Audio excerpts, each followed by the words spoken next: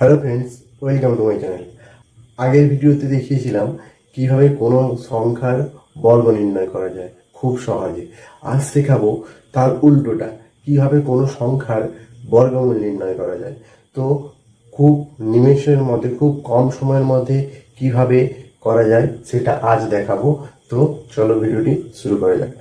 কোনো সংখ্যার বর্গমূল খুব সহজভাবে নির্ণয় করার জন্য যেটা আমাদের জানতে হবে, প্রথম 1 থেকে 9 পর্যন্ত সমস্ত সংখ্যাগুলোর বর্গ কি জানতে হবে। আমি আগে লিখে নিই কি হবে।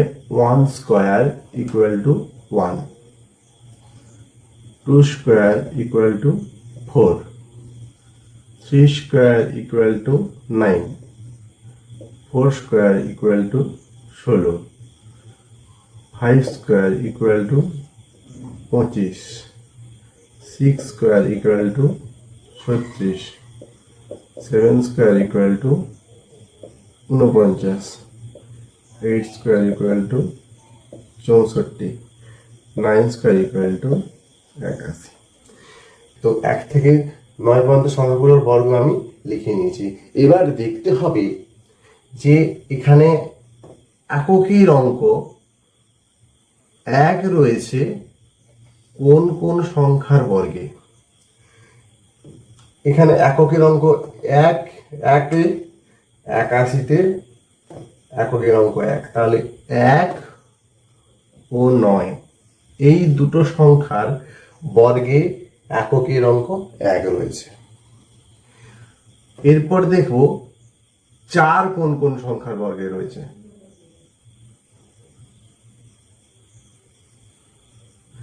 4 রয়েছে 2 আর 8 বর্গে। হলো। এরপর দেখো 9 রয়েছে কোন কোন সংখ্যার বর্গে।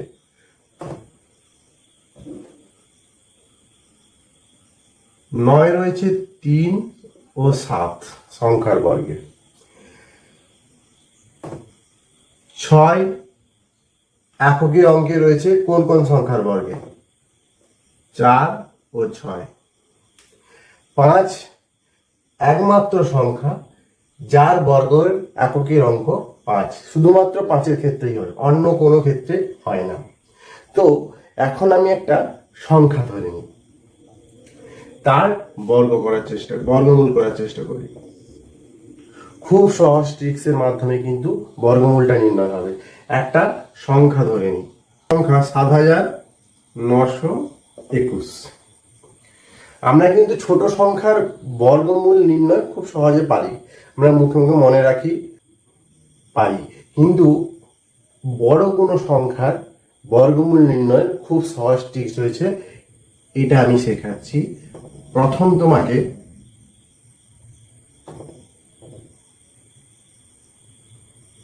পেছন থেকে দুটো অঙ্ক, তারপরে দুটো অঙ্ক নিয়ে নিলাম। এরপর দেখতে হবে 7921-এর এককের ঘরের অঙ্ক কি রয়েছে। 1। এবার 1 কোন কোন সংখ্যার বর্গের শেষে থাকে। 1 থেকে 9 পর্যন্ত কোন কোন সংখ্যার বর্গে 1 থাকে। আমি করেছি এক্ষুনি। 1 থাকে 1 ও 9, তাহলে 1 ও 9। তাহলে সংখ্যাটা হতে পারে এমন একটি সংখ্যা যার এককের অঙ্ক 1 হতে পারে অথবা 9 হতে পারে। মানে এর 7921-এর বর্গমূল এমন একটা সংখ্যা হতে পারে যার এককের অঙ্ক অবশ্যই 1 অথবা 9-এর মধ্যে যে কোনো একটা হবে। এরপর কি হবে, এরপর কি করতে হবে, 21 বাদ দিয়ে বাকি যে সংখ্যাটা পড়ে রয়েছে, সে 2 অঙ্কের সংখ্যা হোক 3 অঙ্কের সংখ্যা হোক। এখন আমি 2 অঙ্কের সংখ্যা 79 পড়ে রয়েছে। এবার দেখতে হবে 79 সংখ্যাটা কোন কোন পূর্ণবর্গ সংখ্যার মাঝখানে অবস্থিত। আচ্ছা, 79 আমরা জানি, দেখো পূর্ণবর্গের পাশাপাশি পূর্ণবর্গ সংখ্যা কি রয়েছে। 79 পাশাপাশি একটা 81 রয়েছে, আর 79-র আগে একটা রয়েছে 64। 79, 81। কারণ আমরা জানি 64 একটা পূর্ণবর্গ সংখ্যা, 81 একটা পূর্ণবর্গ সংখ্যা। এটাকে আমি কি লিখতে পারি? 8 square less than 79 less than 9 square. তাহলে 8 ও 9 বর্গের মাঝখানে 79 অবস্থিত। এবার আমার কাজ কি হবে? এখানে 8 ও 9 মধ্যে কোনটা ছোট? 8, এটা আমি চুজ করে নেব 8, এবং 8 ও 9 গুণ করবো, 8 9 72। এবার দেখবো যে নাম্বারটা ছিল 79, 79টা 72-এর চেয়ে বড় হচ্ছে নাকি ছোট হচ্ছে? 72-এর চেয়ে বড়।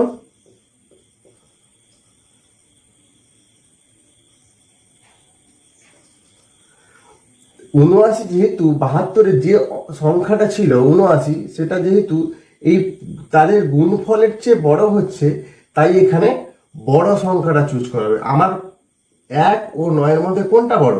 9 বড়, তাই এটা 89 অ্যান্সার হবে। মানে √7,921 বর্গমূল হবে 89। তাহলে বোঝা গেল। আমি আরেকবার বলছি, খুব মন দিয়ে শুনবে। 7,921 সংখ্যাটির বর্গমূল নির্ণয় করতে বলেছে। এখন পেছন থেকে আমি দুটো অঙ্ক নিয়ে নেব। এরপর দেখব সেই সংখ্যাটার এককের অঙ্কে কি রয়েছে। এককের অঙ্কে 1 রয়েছে। তাহলে এই পুরো সংখ্যাটার বর্গমূল কি কি হতে পারে? এমন একটি সংখ্যা হতে পারে যার এককের অঙ্ক 1 হবে অথবা 9 হবে। কেন?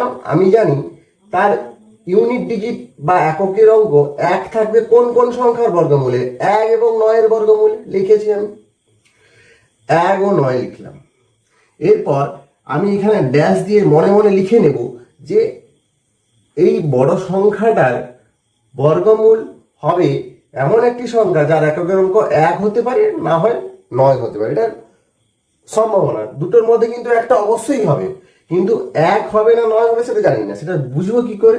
তার পরের প্রসেসের দিকে এগোবো। 79 নেব সংখ্যাটা, বাকি সংখ্যাটা নেব 79। এবার দেখতে হবে 79 সংখ্যাটা কোন কোন পূর্ণবর্গ দুটি সংখ্যার মাঝখানে অবস্থিত, পাশাপাশি দুটো পূর্ণবর্গ সংখ্যা। আমরা জানি 79-র পাশে রয়েছে 81, 64। তাহলে 64 কার বর্গ? 8-এর বর্গ। 81 9-এর বর্গ। তাহলে এটা লিখতে পারি 8 square less than 79 less than 9 square. এবার এর মধ্যে সবচেয়ে ছোটটা নেব। 8 আর 9-এর মধ্যে ছোট কত? 8। তাই এখানে 8 হচ্ছে, মানে সংখ্যাটার প্রথম অঙ্কটা 8 হবে। এককের অঙ্কটা 1 ও 9 হবে কিনা জানি না, কোনটা হবে জানি না, 1 ও 9-এর মধ্যে কোনটা হবে জানি না, কিন্তু একটা দশকের ঘরের অঙ্কটা 8 হবে, এটা শিওর। এবার 1 ও 9-এর মধ্যে কোনটা হবে সেটা বুঝবো কি করে? যে দুটো বর্গের মাঝখানে 79টা অবস্থিত হয়েছিল সেই দুটো সংখ্যাকে গুণ করবো। কত হবে? 8 9 72। এবার দেখবো 72 যে কনসিডার নাম্বারটা ছিল 79, ওটার চেয়ে ছোট নাকি বড়? ওটার চেয়ে ছোট হচ্ছে। যখন ছোট হচ্ছে আমি এখানে বড়টা চুজ করব। মানে 79 যেহেতু বড় হচ্ছে, 72 যেহেতু ছোট হচ্ছে, তাহলে কনসিডার নাম্বারটা যেহেতু বড়, তাই বড়টা এখানে চুজ করা হচ্ছে 89। যদি ছোট হতো এখানে যদি তাদের গুণফলটা যদি 72-এর চেয়ে ছোট হতো, 72-এর চেয়ে যদি ছোট হতো, ধরো 68 আসতো, তাহলে কিন্তু আমি এখানে 1 চুজ করতাম। বোঝা গেল? তাহলে সবসময় দেখতে হবে তাদের প্রোডাক্ট বা গুণফলটা সবসময় কনসিডার নাম্বারের চেয়ে, মানে 79-র চেয়ে, এখানে এই অঙ্কের ক্ষেত্রে 79-র চেয়ে ছোট হচ্ছে কিনা। তাহলে এখানে দেখলাম যেহেতু 79টা বড়, তাই এখানে বড়টাকে চুজ করা হয়েছে, তাই এখানে 89 অ্যান্সার হবে। এইরকম আরেকটা অঙ্ক দেখাচ্ছি। এখন ধরলাম একটা সংখ্যা 6084। তো আগের মতো যেটা বললাম একই রকম ভাবে হবে। প্রথমে আমি পেছন দিক থেকে দুটো অঙ্ক করে নিয়ে নেব। দুটো অঙ্ক করে নেওয়ার পর দেখবো যে সংখ্যার বর্গমূল করতে বলেছে এককের অঙ্কে কি রয়েছে? 4। তাহলে 4 কোন কোন সংখ্যার বর্গের এককের অঙ্ক হয়? 4 কোন কোন সংখ্যার বর্গের এককের অঙ্ক হয়? এখানে বলেছি 4 কোন কোন সংখ্যার বর্গের এককের অঙ্ক হয়? 2 এবং 8। এই যে 2 2 4 হয়, এখানে 28 64 হয়, মানে শেষ অঙ্ক এককের অঙ্ক 4 হয় কোন কোন সংখ্যার বর্গের ক্ষেত্রে? 2 ও 8। তাই এর এককের অঙ্ক, এর যে উত্তরটা হবে অবশ্যই এককের অঙ্কটা হবে 2 অথবা 8। তাহলে এখানে লিখে দেবো 2 অথবা 8। কিন্তু দশকের অঙ্কটা কি হবে সেটা জানবো কি করে? দশকের অঙ্কটা জানার জন্য আমাকে এখানে দেখতে হবে এই 60 সংখ্যাটা, বাকি যে সংখ্যাটা রয়েছে, এটা কোন কোন দুটো সংখ্যার বর্গের মাঝখানে, কোন কোন দুটো সংখ্যার বর্গের মাঝখানে অবস্থিত। এর পাশাপাশি পূর্ণবর্গ সংখ্যা কি রয়েছে? এর পাশাপাশি রয়েছে 64, আর এখানে রয়েছে 49। তাহলে এটা হচ্ছে 7 square less than 60 less than 8 square. তাহলে আমার প্রথম কাজ হচ্ছে 7 আর 8-এর মাঝখানে, 7 আর 8-এর মধ্যে প্রথম কাজ হচ্ছে 7 আর 8-এর মধ্যে ছোট সংখ্যাটাকে ড্র করা। এখানে তাহলে দশকের অঙ্কটা অবশ্যই 7 হবে। এবার দেখতে হবে 2 আর 8-এর মধ্যে কোনটা হবে। 7 হবে, এটা কিন্তু নিশ্চিত। 2 আর 8-এর মধ্যে কোনটা হবে এটা বুঝবো কি করে? 2 আর 8-এর মধ্যে কোন অঙ্কটা হবে সেটার জন্য আমাকে 7 আর 8-কে গুণ করতে হবে। তাহলে 7 × 8 সমান 56। এবার দেখতে হবে 56টাই যে গুণফলটা, এই যে 60 রয়েছে ওর চেয়ে ছোট নাকি বড়? 60টা বড়। যেহেতু 60 সংখ্যাটা বড় হচ্ছে, তাই এখানে 2 আর 8-এর মধ্যে বড় সংখ্যাটাকে চুজ করবো আমি। মানে 7 ছিল, বড় সংখ্যাটা 8 হবে, অ্যান্সার হবে 78। তাহলে 6084 = 78, √6084 = 78। এইভাবে যত বড় সংখ্যা হোক না কেন, খুব সাধারণ সিম্পল ট্রিক্সের মাধ্যমে এইভাবে কিন্তু নির্ণয় করতে পারবো। আশা করি বোঝা গেল। এর কিন্তু আরেকটা টাইপ রয়েছে, এটা নির্ণয় করার আরেকটা টাইপ রয়েছে, প্রসেস 2। এটা একটা দ্বিতীয় পদ্ধতি। সংখ্যাটা রয়েছে 7921। আমাকে দেখতে হবে যে এই আমি একই রকম দুটো বার দেব, নিচে পেছন থেকে দুটো দুটো অঙ্ক করে বার দেব।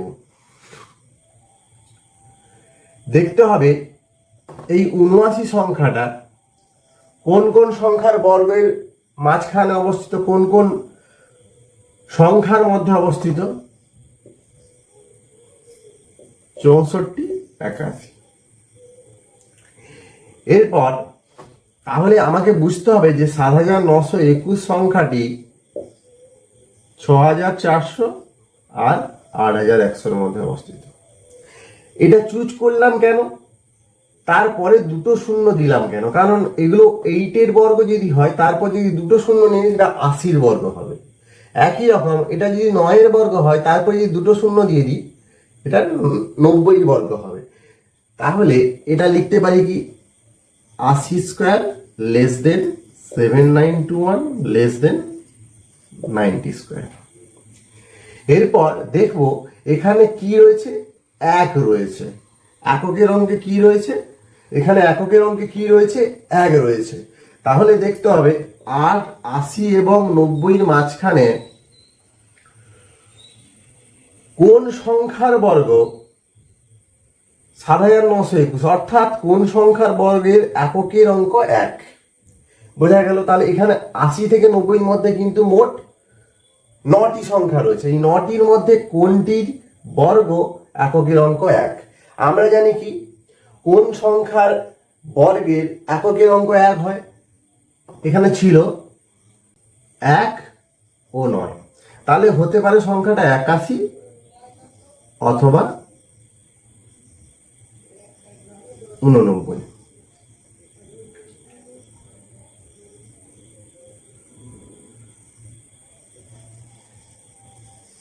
হতে পারে সংখ্যাটা 81 অথবা 89। তবে কোনটা হবে এবার দেখতে হবে। আমরা জানি এর আগের ভিডিওতে শিখিয়েছিলাম 85²। 85² মানে কত নির্ণয় করা শিখেছিলাম। 25 লিখবো, 8-এর পরের সংখ্যা দিয়ে গুণ করবো 72। তাহলে দেখতে হবে তাহলে এটা কি হচ্ছে, এখানে 85 স্কোয়ারের মান হচ্ছে 7225। তাহলে দেখতে হবে 7225 সংখ্যাটি 7921 চেয়ে বড় নাকি ছোট। 7225 যেহেতু বড়, তাহলে 85 স্কোয়ারের ওপরে হবে এর মানটা। 7921 85 স্কোয়ারের ওপরে অবস্থান করবে, তাহলে অবশ্যই 85 নিচে নিশ্চয়ই কোনো সংখ্যার বর্গ হবে না। 85 নিচে হলে 81 হতো, 85 ওপরে যেহেতু হচ্ছে, যেহেতু এটা হচ্ছে বড় হচ্ছে, তাই 89টাকে ব্যবহার করতে হবে। তাহলে রুট ওভার 7921 ইকুয়াল টু 89। আশা করি বোঝা গেল। একই রকম আরেকটি সংখ্যার ক্ষেত্রে 6084। 6084 পেছন থেকে দুটো আন্ডারলাইন নেব, দেখবো 60 সংখ্যাটি কোন দুটো পূর্ণবর্গ সংখ্যার পাশে অবস্থিত। একটা হচ্ছে 49, অপরটা হচ্ছে 64। এবার আমি যদি এখানে দুটো শূন্য নিয়ে নিই আর এখানেও দুটো শূন্য নিয়ে নিই, তাহলে এখানে 7 এর বর্গ ছিল, এখানে 70 এর বর্গ হবে, আর এখানে 8 এর বর্গ ছিল 80 বর্গ হবে। কেন? এখানেও দুটো অঙ্ক অ্যাড হচ্ছে বলে 6084। বোঝা গেল? এটা বলতে পারি তাহলে এটা 70 square less than 6084 less than 80 square. তাহলে এর যে রুটটা অবশ্যই অ্যান্সার হবে 70 থেকে 80-র মধ্যে। এবার 70 থেকে 80-র মধ্যে কোনটা হবে? আমি জানি এককের অঙ্ক 4 থাকলে, আমরা জানি এককের অঙ্ক 4 থাকলে কোন সংখ্যার বর্গ হয়? এককের অঙ্ক কি হবে? তার বর্গ হবে 2 এবং 8 আমরা শিখেছি। তাহলে 2 আর 8-এর মধ্যে হয় তাহলে 72 হবে, না হয় 78 হবে। কোনটা চুজ করব? তাহলে দেখবো এর মাঝখানের 75-এর বর্গ আমি শিখেছি। তাহলে 75-এর বর্গ কত হয়? 75-এর বর্গ হয় 5 5 25, 27 56। তাহলে দেখতে হবে 5625 সংখ্যাটি এটার চেয়ে বড় না ছোট? এটা নিশ্চয়ই ছোট, এটা বড়। তাহলে এটা বড় মানে কি 75-এর ওপরের সংখ্যাটা হবে, 75-এর নিচে নিশ্চয়ই হবে না। উত্তরটা নিশ্চয়ই 75-এর ওপরের সংখ্যাটা হবে, 75-এর নিচে হবে না। 75-এর নিচে হলে 72 অ্যান্সার হতো, 75-এর ওপরে মানে 78 অ্যান্সার হবে। তাহলে 6084 equal to 78, root over 6084 equal to 78। আশা করি বোঝা গেল। না বুঝতে পারলে অবশ্যই কমেন্ট বক্সে জানাবে, এর পরের ভিডিওতে আরো ডিটেলসে বোঝাবো। আজকের মতো ভিডিওটি এই পর্যন্ত, এর পরের ভিডিওতে আবার দেখা হচ্ছে।